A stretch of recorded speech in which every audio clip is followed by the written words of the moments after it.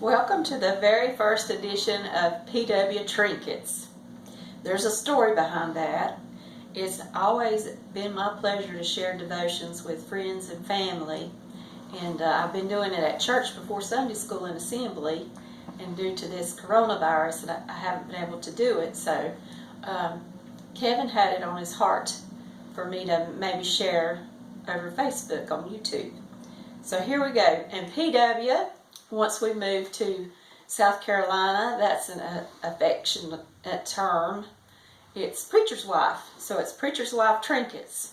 Some of the people around here call me PW.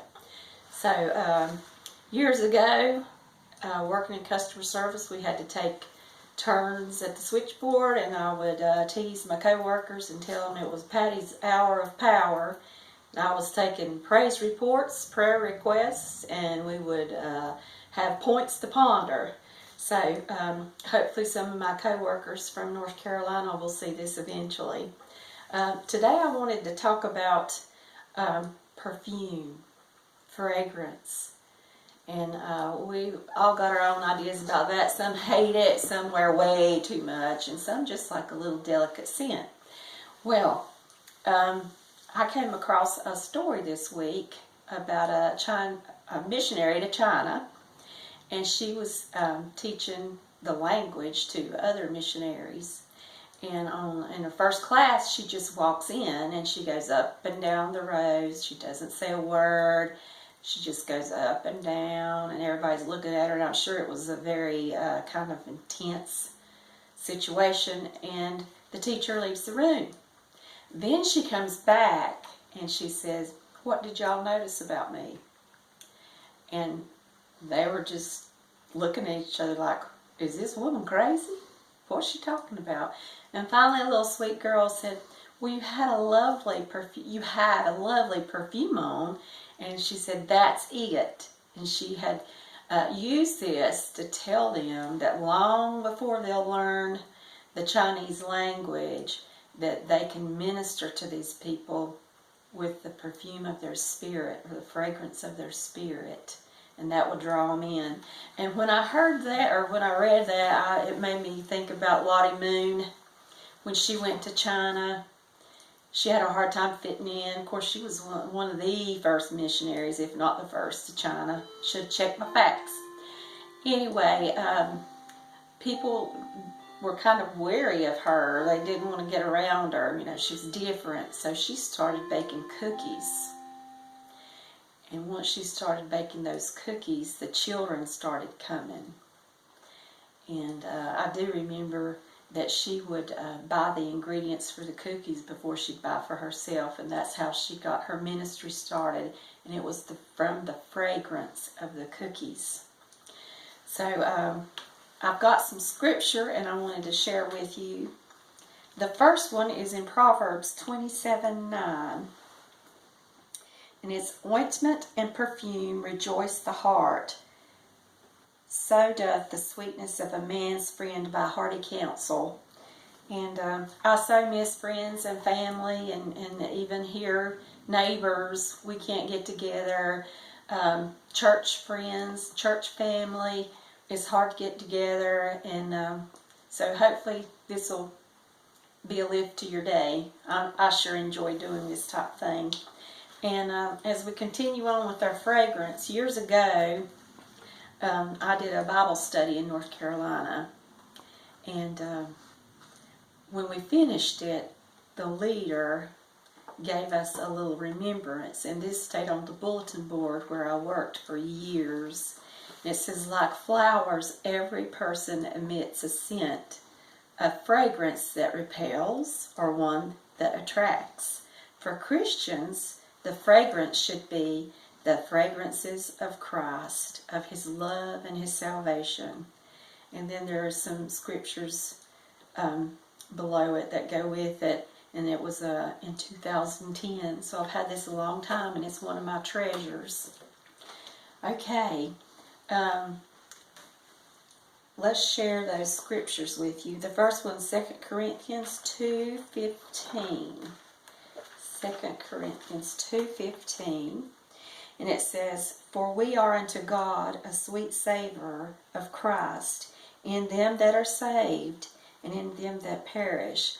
So once we become one of God's children through coming to Christ, then we have that sweet savor. We're sweet to God because the blood's been applied to our lives. And then the next one is Ephesians 5:2. Ephesians 5:2. And it says, "And walk in love as Christ also hath loved us, and hath given himself for us an offering and a sacrifice to God for a sweet smelling savor." So, as horrible as it was and all that Christ had to endure, once it was finished, it was like a sweet smelling savor to God. And now, when we're saved, and I hope that we all are that's listening, but we've got to draw others in, and we can't draw them in if we go around moping or if we're short and curt with people. We've got to draw others in like Jesus did. We need to live like Jesus. And it's not easy in this everyday world, I know. But that's what we strive for. And the next scripture is Philippians 4:18. 4:19. No, 4:18. "But I have all and abound, I am full, having received of Epaphroditus the things which were sent from you, an odor of a sweet smell, a sacrifice acceptable, well-pleasing to God." Now this gentleman was over the church in Philippians, Epaphroditus. Probably didn't pronounce it quite correctly. But anyway, he had sent some things to Paul from the church. And that was a wonderful, generous thing for him to do. I'm sure back in those times they didn't have a lot to do with. They sent it to Paul, and because they did that, that was a sweet smelling fragrance to God, because they were reaching out to help one of his own and their brother in the Lord. Okay. Now, praise reports. Praise reports, as far as I know, everybody in our church family is well. We don't know personally anyone in this county or area that has this awful virus, but let's please keep everyone in your prayers. We're thankful that we're healthy and we have strength. We've always got that to be thankful for. And I'm just thankful, as far as I know, my mom's okay. I talked to her Friday. She's doing well. My brother's doing well. And I hope all your family are doing well also. Now, if you ever have any prayer requests, you can message them to me privately. And if you prefer I not share, I certainly won't. But I promise you, Kevin and I will be praying. And as far as prayer requests go, let's do please pray for this country, the leaders. Let's pray for the medical team workers and grocery store workers. We have a lot to be thankful for, and I think we've got a long way to go, but God's with us. He's with us in every step of the way. And as far as another praise report, out of all this, I know God can bring good out of it. Terrible circumstances. Well, one thing I can tell you, He's certainly made me thankful for the simplest things in life that I have taken for granted, such as bathroom tissue, paper towels, and Lysol. And I'm sure you all feel the same way. So I want to leave you then with a prayer from Psalms 141, verses 2. Well, let's just do the whole thing. Psalm 141, it's 10 verses, and it's a prayer. David was praying this to the Lord, and I think it's appropriate for our day and time too. So if you want to bow your heads and close your eyes, I'm going to read this to you, and let's have this our prayer. It says, "Lord, I cry unto Thee, make haste unto me, give ear unto my voice when I cry unto Thee.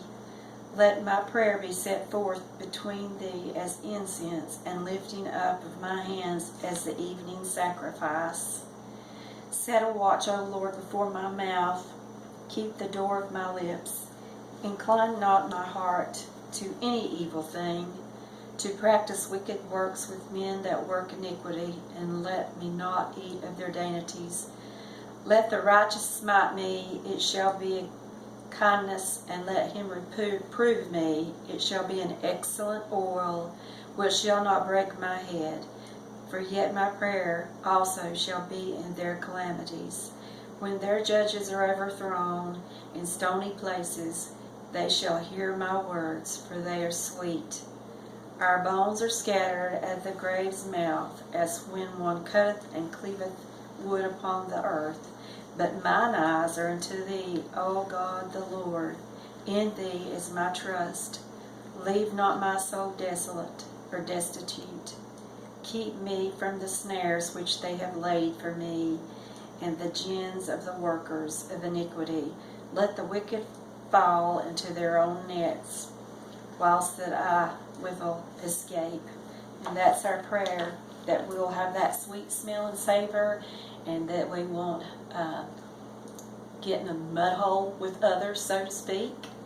And we'll pray for those that we don't understand or might not understand us, and most importantly, be that sweet savor, that sweet smell where people know that you've been through and that you've shown the love of God to them. Hope you have a good week. Love y'all.